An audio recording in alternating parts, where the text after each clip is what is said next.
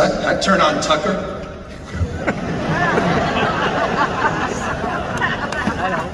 Sit there waiting for the handoff to Laura.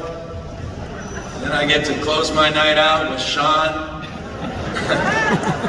You know, during commercial breaks, I'll check in with Newsmax. He was talking about lies about California.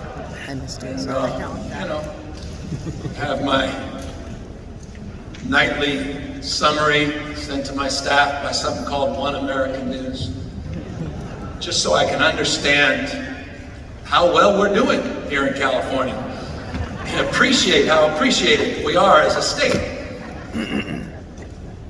It's an amazing thing to see that reflected back every single night. So I'm wondering why the hell you're all here. I mean it. You know, I just saw DeSantis just took another shot 10 minutes ago on Twitter, calling us a cesspool. I can't even remember the words he used. It's an amazing thing. Now, I'm not naive about all this. I've grown up in California. I remember Time Magazine did an entire special edition, 1994, the California Crack-Up edition. It was like back when there was advertisers. It was hundreds of pages of how California has done. It's over. The mass exodus from Silicon Valley, how we were browning as a state. You should go back and read it. It's a jaw-dropping display of the kind, you know, a cadence almost of negativity that comes at California, seemingly almost on not an annual basis, though recently it feels that way, but certainly decade by decade. And I think in many ways we've been in that phase of the last number of years, even pre-pandemic, in a way that I haven't experienced in my lifetime. And I think there's a number of reasons for it. But it's interesting when you move past all of that, all the punditry, and you look at some of the stubborn facts that get in the way of that narrative. And I say this with respect because I think facts do matter. And it's an interesting point to emphasize because you live in a facts world. You guys, 99% of you have never done better in your neighborhoods. The economy for you in many respects has been rather extraordinary. The market's been rather extraordinary. You're seeing activity that you never imagined seeing in your lives. It seems a lot more healthy. Now, it's not as even as it was. But in many respects, it's a pretty hot damn market. And the facts do bear that out. You know, pre-pandemic, California's GDP rate grew at a 21% clip over a 5-year period. That wasn't only nation-beating. There was no other Western democracy that outperformed the economy of the state of California for the 5 years prior to the pandemic, including the United States of America, Germany, Japan. It's a fact. It's interesting, and I say this with love and respect in my heart.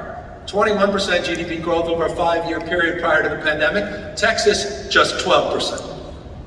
Interesting. Now you say, well, that was great. That was before the pandemic, and then you guys all screwed up the economy in the last 2 years. Well, hold on. Is that true? I know what they're saying, but is that true?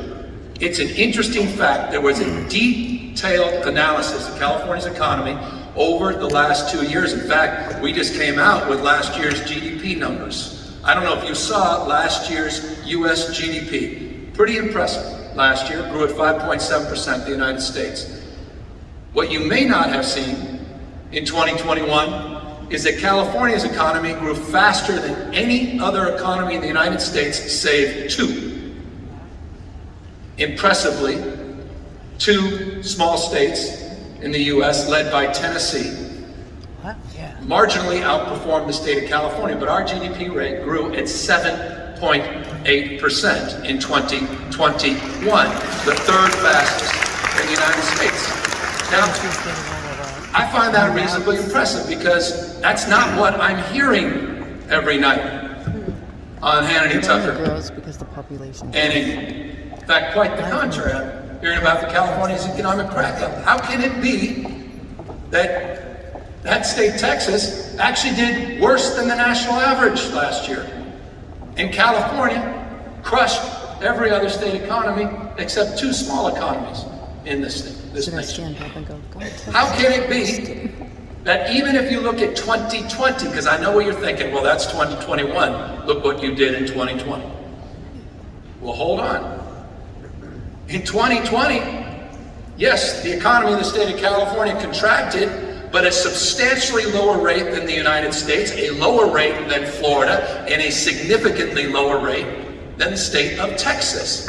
On the health and wealth debate, there are no peers. California, your state, outperformed. Not only economically, but let's look at the data on the number of lives lost, because I remember living in a world where people cared about people's lives. Our number one priority, governors of every political stripe said, is the health and safety of our people. If that's the case, then why did California outperform the state of Florida with 51% less deaths per capita over the course of this pandemic and still outperform the state economically? That's something you should be proud of. On the Health and Wealth Index, this state is outperforming those states that are getting all this kind of attention. I say this, yes, defensively. He came in hot this morning. Defensive, says critics. But you know why? Because I have pride in this state. I love this state. And I think the best days are ahead of us. I'm sick and tired of, I guess it may be what it feels like to be a, New York Yankee fan or something. Everyone loves to hate the Yankees. So I guess maybe it feels that way sometimes in California. We dominated again in venture capital, more than the next 3 states combined last year. More IPOs out of this state than any other state in the nation. Number 1 in two-way trade again. Number 1 in factory jobs. Let me repeat that. Number 1 in manufacturing. Number 1 in factory jobs. Number 1 in household income growth. That's the state of California in the last couple of years. Time to put our heads up.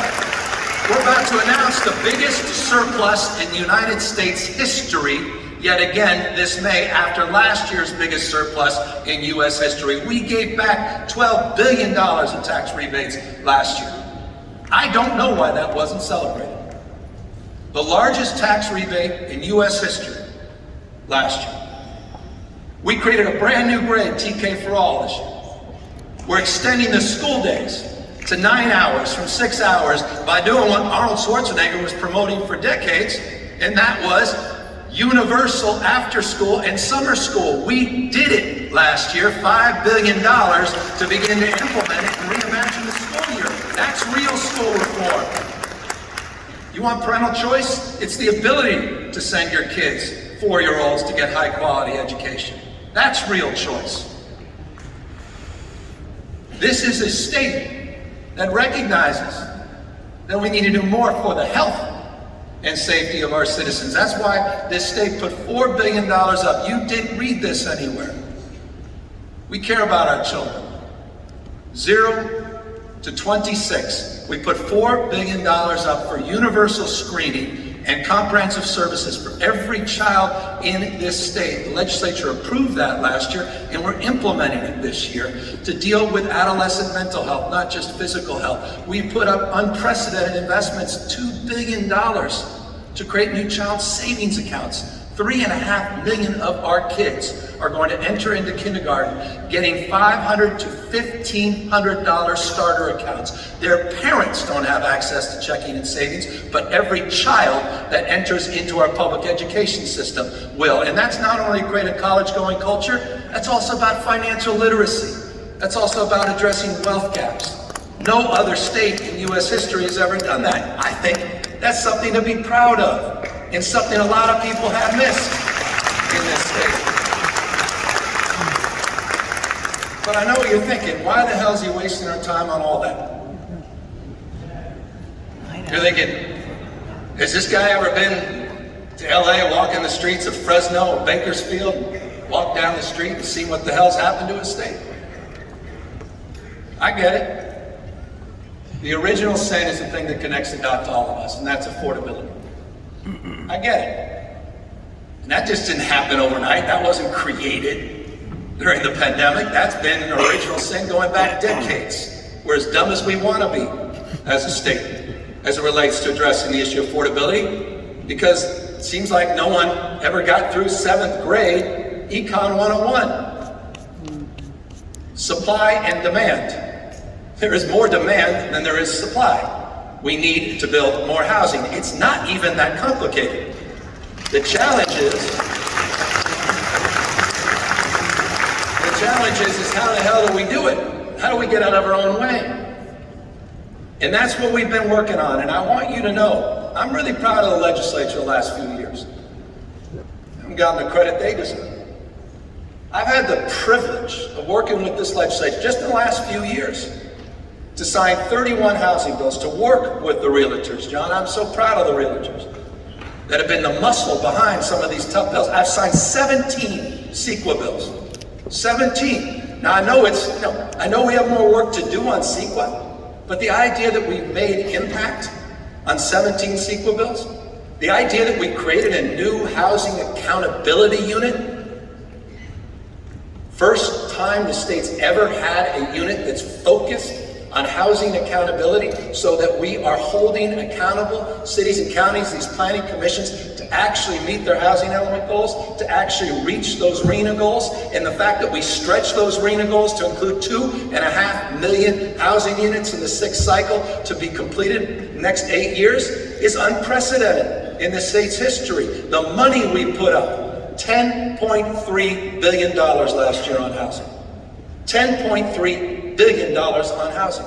When we got here, there was a big tax credit program. It was $64, maybe $84 million. We've annualized it at $500 million. We took an infill grant that was less than $50 million a year. That's being annualized at $500 million. We're looking at all our state excess land and putting money up now to develop the excess lands. We work with the legislature to move legislation, substantive legislation on ADUs after years and years and years of debate and people complaining about it. Made progress on that. We dealt with very controversial topics, not least of us SB 9 and duplexes. A lot of folks happy about it, some of you not so happy about it. But we made progress on that. People were talking about that up here for decades. There's a housing agenda for the first time in decades in California. The old housing agenda, I guess, was getting rid of redevelopment and everybody pointing fingers. Real progress now. But it's a flywheel. It takes time. We need to keep leaning in. The Housing Accelerator Program, $1.75 billion. Home ownership programs that you helped fund and design. 7,600 families benefiting just last year with $139 million of grants as it relates to down payment and closing costs. Another $100 million we put up to grow that program, and more we'll be announcing in just a few weeks in our May revise. We are moving in the right direction in a way we haven't done in the past. And if you think all that's gobbledygook, ask Huntington Beach. We sued them. And trust me, if you want to get on a recall petition, sue one of your own cities. We did it because they weren't even planning, let alone zoning, on housing. 46 other cities we put under notice. 2/3 of them now are back in compliance.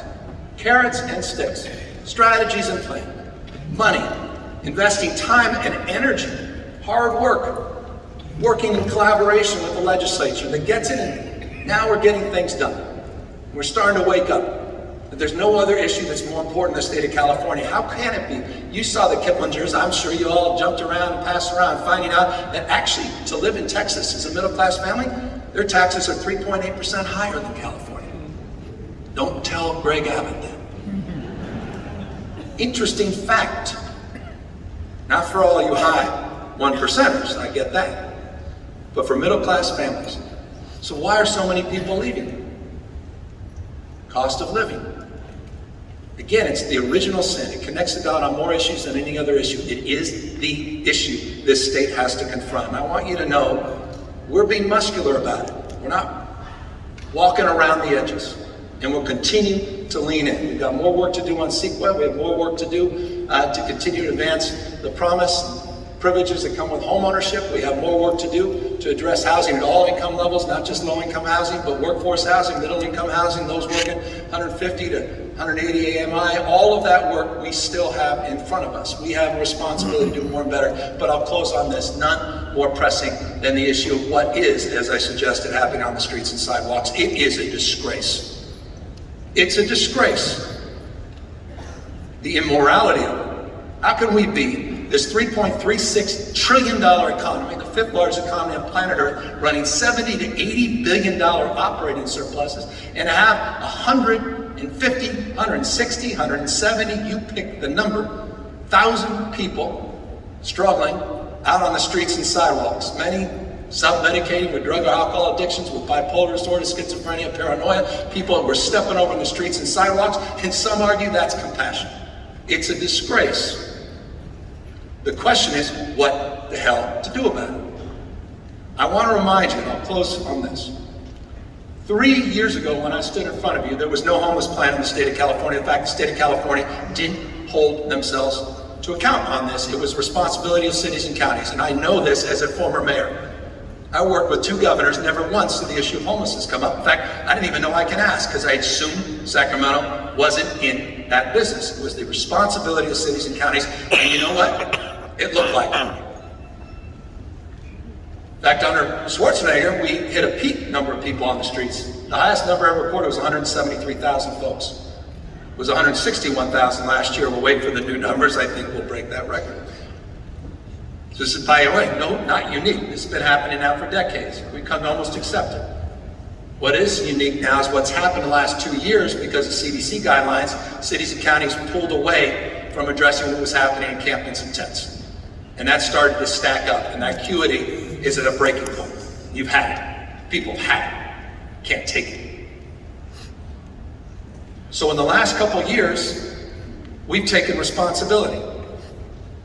Not abdicating responsibility, it still needs to be maintained at the local level because any state vision has to be realized at the local level. But we came in, and I give a lot of credit, see Bob Hertzberg here and others, they worked with Governor Brown near the end of his term to demand he put $500 million up to address this issue. But there wasn't a plan attached to it. There wasn't a strategy attached to it, but it was the first acknowledgement that the state needed to step up. When we got in, we've now taken it to a whole nother level. Last year's budget on homelessness went from $500 million to $12 billion last year. Targeted investments. Now, a lot of you are shaking your head saying, what a waste. You haven't done a damn thing. Well, you know what? We got PolitiFact on this. I was so happy we did. 58,000 people, the state of California, was able to partner and get off the streets last year under 2 novel programs called Room Key and Home Key. We were able to bring 6,000 permanent housing units online in 5.5 months. That's the first time the state ever done anything like that. 58, could you imagine what it would look like? Would it get 58,000 people off the streets in the last 2 years? We're just building on this. These dollars are just starting to be programmed. But here's the big idea, final words. For the first time ever, the cities and counties, they don't get any money unless they submit a plan to the state with 6 specific measurements and goals. CACs, counties, and cities, and we will compare and contrast the plans. They come in the next 60 days. I am so excited. And we will fund success. We will not fund failure. If we're going to have a housing accountability unit, it's time for accountability at the local level on the issue of homelessness. Here's what's interesting though. We included, and I appreciate one of you supports that.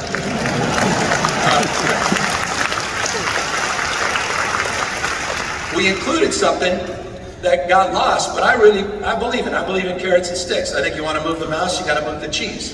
And the cheese in this case is money. We actually have bonus provisions, specifically set aside money, 18% bonuses for those cities and counties that actually produce results. We will only fund success. And we're doing exactly what we are doing now with housing. We're putting up a scorecard on how municipalities are doing to hold up the mirror of accountability and responsibility. This is a game changer. So I say all this to make this point, not to impress any of you because you're not impressed about what's happening on the streets and sidewalks, but to impress upon you that it's a new day, that there's new intentionality, there's new strategies, There's new energy, there's new focus, new accountability, and that, I think, is going to produce new results. But not unless, and here's my ask of you, not unless we address the issue of chronic mental illness.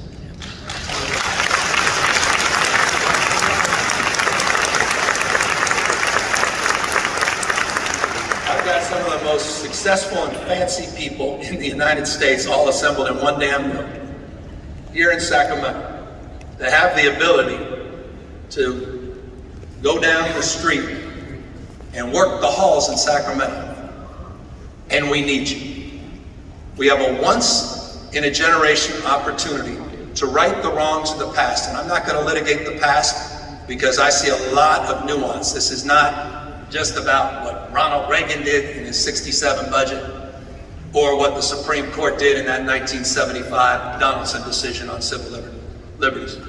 This is a series of policies going back decades that created the conditions that exist and persist all across this country, but most acutely here in California. We estimate 30,000 chronic, severely mentally ill people out on the streets and sidewalks in this state. That's a big number. We have been debating old laws like Lanham Petrus Short, were laws that were conceived, conservatorship laws, in the 60s in a world that no longer exists. And we sit there every year hitting our heads against the wall, talking about reforming the laws of the 60s and 70s. My mom used to say this. She said, if you don't like the answer, which often I did, take out the garbage, walk the dogs, she said, ask a better question. We were asking the wrong question. How do we reform LPS? How do we reform Laura's? And we were playing small ball on the margin. This year we asked a completely different question. If we were going to reimagine the system today, how would we design it? And how would we conduct ourselves in an appropriate, thoughtful, judicious manner that's consistent with the values we hold dear? What's the California way in terms of approaching this issue and acknowledging it is not working? The status quo is unacceptable. And we came up with CareCourt. We need your support to get CareCourt through this legislature on my desk by July to get this passed and to make a profound impact on this issue. This is a big idea. If we miss this opportunity, it will set us back for years. Forget all the demagoguery, all people running for office talking a good game about how they're going to reform conservatorships. Well, they've been talking a good game for half a century and nothing has gotten done. We have a chance to actually move the needle with CareCourt and get something done at scale. We need your help. We need your support. People are dying on the streets and sidewalks. People are suffering, and people have had it as taxpayers in this state. We have an opportunity to send a message that we are capable, we are compassionate, and we are resolved to address this issue because for the first time ever, we are accountable. All of us are accountable. Society becomes how we behave. We are our behaviors. The world we live in happened on our watch, your watch, my watch. We could do better. And so, to the California Realtors, I just want to thank you for all that you've done to keep this economy moving, all you did during the depths of this pandemic, to not dial it in, to continue to work, to continue to grow this economy. Thank you for your sacrifice. Thank you for your faith and devotion, not only to yourselves, your families, but for keeping this economy humming, for creating opportunity, for creating not just jobs, but for creating these record surpluses that we're enjoying in the state. That didn't happen because of what we did here in Sacramento. That happens because of what you do every single day. And all I ask for you is we've got a little bit more work to do. And if we can work together to get this CareCourt done, we can work together to start focusing on what's right with California, not just on what's wrong, then I think we can live up to the aspirations that many of you have, that John now is experiencing as a new resident in our state. And we can disabuse folks that California's best days are behind us. Thank you all very, very much, and thank you for the privilege.